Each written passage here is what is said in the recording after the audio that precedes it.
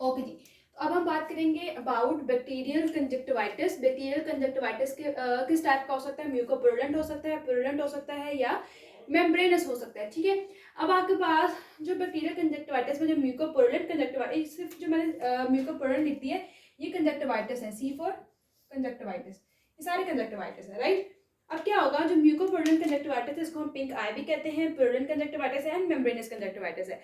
अब म्यूकोपुरुलेंट कंजक्टिवाइटिस कौन कर रहा है, पुरुलेंट कौन कर रहा है, और मेम्ब्रेनस कंजक्टिवाइटिस कौन कर रहा होता है। अब हमने म्यूकोपुरुलेंट की बात पीछे हमने क्लासिफिकेशन में की थी कि अगर डिस्चार्ज म्यूकोपुरुलेंट होगा तो क्या होगा, पुरुलेंट होगा तो क्या होगा। जो म्यूकोपुरुलेंट है ये कर रहा होता है आपके पास बेसिकली जितने भी स्टेफिलोकोकस हैं, स्ट्रेप्टोकोकस होते हैं, ठीक है, नजेरिया, हिमोफिलस वगैरह, ये सारे म्यूकोपुरुलेंट डिस्चार्ज देते हैं। म्यूकोपुरुलेंट में हमने वैसे भी बात की थी कि क्लैमिडियल रिएक्शन है ये सारा, क्लैमिडिया।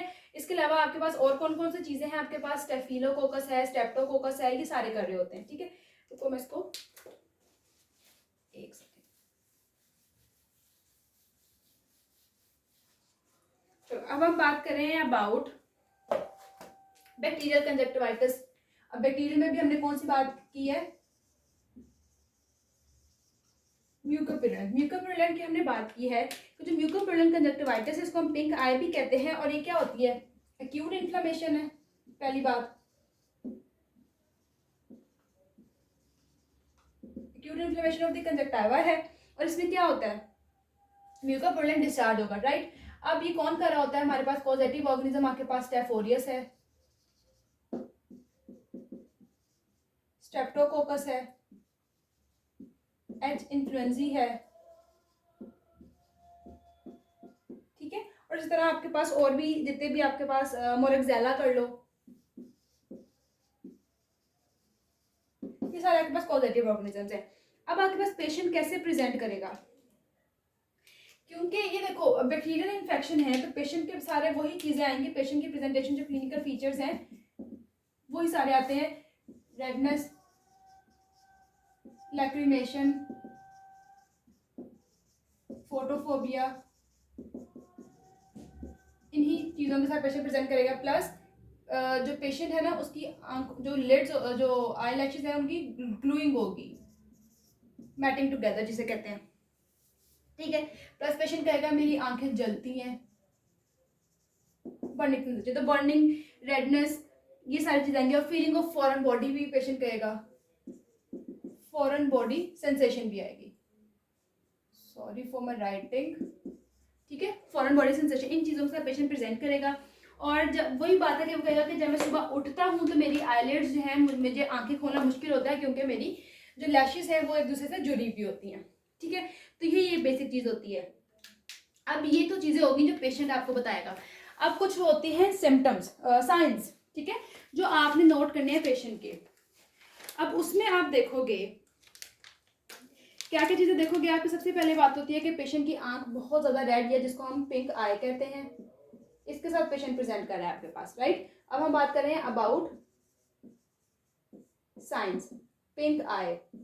मतलब पिंक आई का क्या मतलब होता है कि आपके पास कंजक्टिवा का सारा हाइपरीमिया हुआ है, बैक्टीरियल रिएक्शन हुआ है, ये आपको पेशेंट प्रेजेंट करेगा। अब उस जाहिर है उसके पास आप जब देखोगे पेशेंट का डिस्चार्ज भी देखोगे,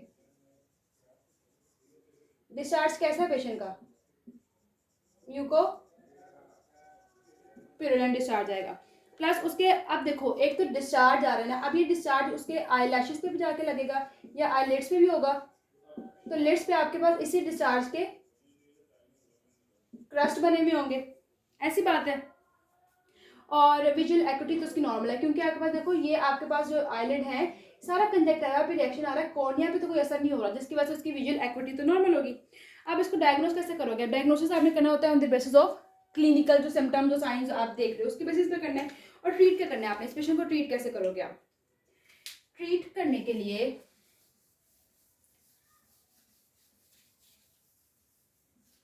पेशेंट का जो ट्रीटमेंट है सबसे पहले आपने इरिगेट करना है उसके कंजक्टिवा को।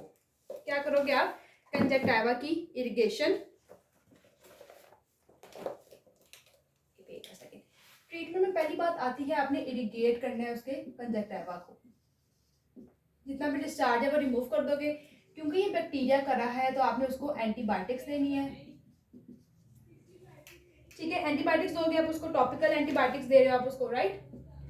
पेशेंट को उसकी लिड की हाइजीन के बारे में बताना है, जितने भी क्रस्ट है आपने वो रिमूव करने हैं। तो यही चीज़ें आपके पास लिड हाइजीन के बारे में टॉपिकल एंटीबायोटिक्स दे दोगे आप उसको, ठीक है, और विद इन वीक पेशेंट ठीक हो जाएगा।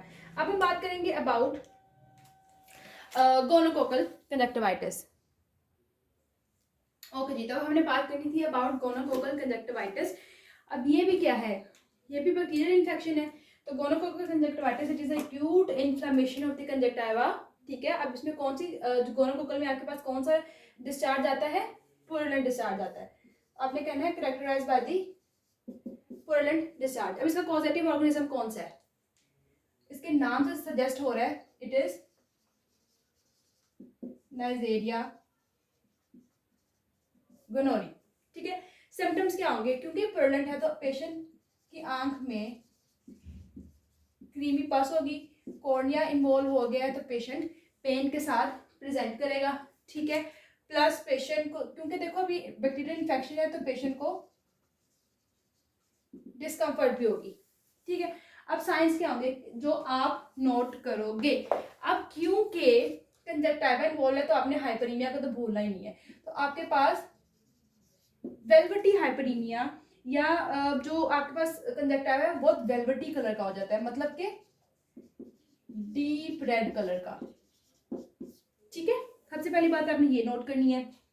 उसके अलावा कंजक्टिवा की कीमोसिस भी हो सकती है, ठीक है, कीमोसिस ऑफ द कंजक्टिवा, और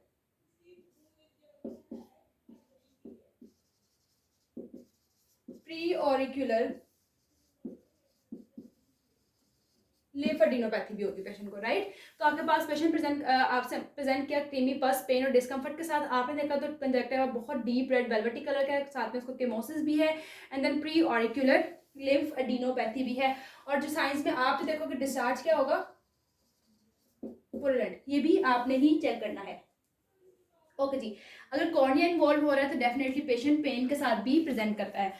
अब इसकी कॉम्प्लिकेशंस क्या होंगी, हमने बात की कि इसमें कॉर्निया इन्वॉल्व हो सकता है। जब कॉर्निया इन्वॉल्व होगा तो कॉर्निया की अल्सरेशन हो जाएगी, राइट। फिर इसी की वजह से पेशेंट को आइराइटिस या आइराइडोसाइक्लाइटिस भी हो सकता है, राइट। अब इस पेशेंट को डायग्नोज कैसे करोगे, आपने डायग्नोज करना है basis of the clinical features. आपने देखना है उसको कोई जेनिटल यूरिनरी ट्रैक्ट इन्फेक्शन है कि नहीं, बिकॉज गोनोकोकल एक जेनिटल इन्फेक्शन करता है, राइट। फिर आपने लैब में क्या करना है, इसकी ग्राम स्टेनिंग कर लो, फिर कल्चर या सेंसिटिविटी कर लो, ताकि पता चल जाएगा इस पेशेंट को क्या प्रॉब्लम है। And then treatment. अब देखो ऐसे पेशेंट्स को आप पहली बात हॉस्पिटलाइज करोगे और उसकी आई को आपने इरिगेट करना है, जैसे हमने नीचे म्यूकोप्रोलन में किया था, ठीक है। सबसे पहली चीज़ आपने क्या करनी होती है, इसको हॉस्पिटलाइज करोगे। सेकेंडली आपने उसकी आई की इरिगेशन करनी है। एंड देन क्या करोगे आप ट्रीटमेंट में, पहली ट्रीटमेंट जब आपने किया तो आपकी बैक्टीरिया कॉज कर रहा है तो आपने उसको एंटीबायोटिक्स देनी होती है, ठीक है। अब एंटीबायोटिक्स आप उसको टॉपिकल भी दे सकते हो और सिस्टेमिक भी दे सकते हो। टॉपिकल भी दे सकते हैं, सिस्टेमिक भी दोगे। देन आपने उसको, पेशेंट को पेन थी तो टॉपिकली एट्रोपिन के ड्रॉप्स भी देने हैं। तो हम ट्रीटमेंट सबसे पहले पेशेंट को हॉस्पिटलाइज करेंगे, उसके आई को इरिगेट करेंगे, क्योंकि बैक्टीरिया कॉज कर रहा है तो टॉपिकल सिस्टेमिक एंटीबायोटिक्स देंगे और प्लस उसको टॉपिकल एट्रोपिन ड्रॉप्स देंगे बिकॉज ऑफ द पेन। अब हमने जो एंटीबायोटिक्स देनी है वो कौन सी देनी होती है, ये तो ऐसे बुक में नहीं लिखा हुआ, बट बेड टाइम पे आप उसको ऑइंटमेंट दोगे और डे टाइम पे उसको आपने ना आंखों में ड्रॉप्स डाल दें। तो this is all about the gonococcal conjunctivitis.